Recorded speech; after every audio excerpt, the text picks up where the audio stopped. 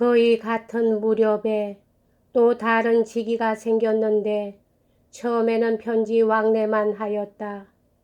그는 님머의 랄리오시였다. 이 사람은 파리에서 내 옆모습의 실루엣들을 보내주었으면 하는 편지를 보냈다.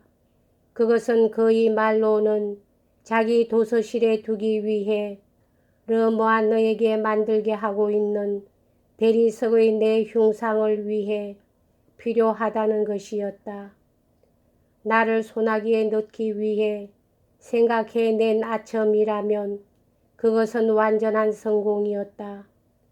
도서실에서 내 대리석 흉상을 놓아두고 싶은 사람이라면 내 저서를 충분히 읽고 따라서 또 내 주의를 신봉하여 자기의 마음이 내 마음에 공감되었기 때문에 나를 존경하는 것이라고 나는 판단했다. 이런 생각에서 쉽사리 유혹되고 말았다. 그 다음에 나는 랄리오 씨를 만나보았다. 그는 열심히 여러 가지로 나를 도와주었고 온갖 사소한 심부름까지 발벗고 나서서 해줄 사람 같았다. 그런데 나는 그가 평생에 읽은 얼마 안 되는 책 가운데 내 저술이 한 권이라도 들어있을까 의심이 갔다. 나는 그에게 서재가 있는지 또 그것이 그의 일상생활에 소용되는 것인지도 알 수가 없었다. 그리고 흉상은 르모아너의 작품이지만 조잡한 석고 세공에 불과한 것이며 극이었고 보기 흉한 초상을 새기게 해서 나와 좀 비슷하기라도 한 것처럼 태연하게 내 이름으로 통하고 있었던 것이다. 나의 느낌과 저서를 알고 그것이 마음에 들어서 나를 만나러 온 것처럼 보이는 단 한 사람의 프랑스 사람이 있었다. 그는 리무쟁 연대의 젊은 군관으로 세기의 드생 브리송이라는 사람이었다. 그는 그의 재능과 재치 있는 행동에 의해 파리에서나 사교계에서 과거에도 날렸지만 아마 아직도 날리고 있을 것이다. 그는 내가 파국에 처하게 되던 전해 겨울에 몽모랑시로 나를 찾아왔었다. 나는 그에게서 생기에 찬 감정을 발견하고 마음이 흐뭇했다. 뒤이어 그는 모띠에로 편지를 보내 내게 아첨을 하려고 한 것인지 아니면 실제로 에밀에 감격해 버린 것인지 군에서 제대하여 자유롭게 살려 한다는 것과 가구 제조업을 배우고 있다는 것을 알려왔다.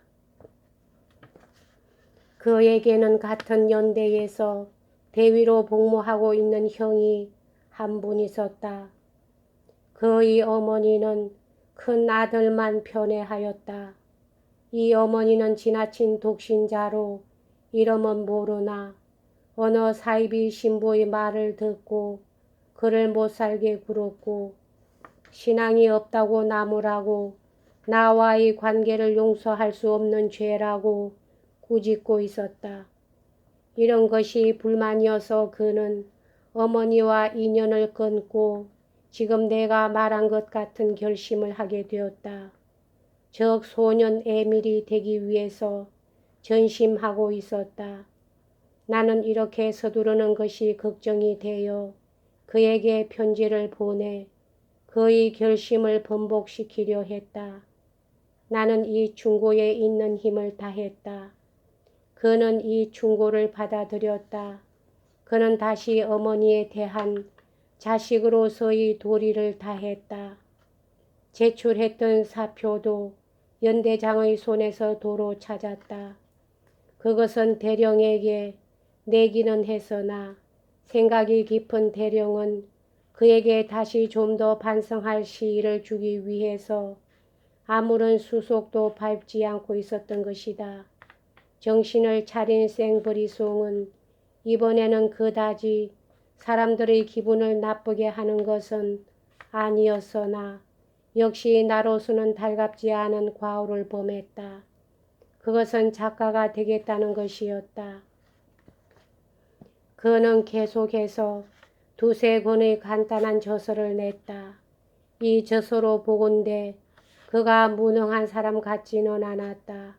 그러므로 나는 그런 사업을 계속하도록 그에게 격려의 찬사를 보낸 것에 대해 자책감을 느끼지 않아도 좋을 것이다.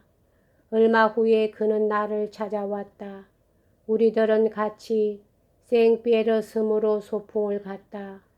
이 여행에서 나는 몽모랑시에서 만났을 때와는 다른 그를 발견했다. 그는 어딘지 모르게 난처해하는 데가 있었다. 그것이 처음에는 그리 불쾌하지는 않았다. 시간이 지내감에 따라 가끔 내 기억에 되살아났다. 내가 영국으로 가기 위해 파리를 통과했을 때 생시몽 저택으로 그가 또 한 번 찾아온 일이 있다. 나는 그가 나에게 말은 하지 않았으나 상류 사교계에서 생활하고 있다는 것과 룩상부르 부인과도 자주 만나고 있다는 것을 알았다. 그는 트리에서는 아무 소식도 보내지 않았고 친척인 세기의 양이 사람은 내 이웃이 되었는데 결코 내게 호의를 보여주지 않았다. 통해서도 아무런 말이 없었다. 결국은 생브링송 씨의 도치도 팽 씨의 관계와 마찬가지로 갑자기 끝나고 말았다. 그러나 팽 씨는 내게 아무 도움도 입지 않았지만 생브리송은 내가 중지시킨 그의 어리석은 행동이 그에게 장난에 불과한 것이 아니었다면 나에게 얼마쯤 도움을 받은 것이다. 사실 그것은 장난이었을는지도 모른다. 방문객은 저네브에서도 많이 왔다. 뒤리크 부자는 차례차례로 자기네들의 간호인으로서 나를 택하였다. 부친은 도중에서 병이 났고 아들은 저네브를 떠날 때부터 병이 났다. 두 사람 다 병치료차 내 집으로 찾아왔다.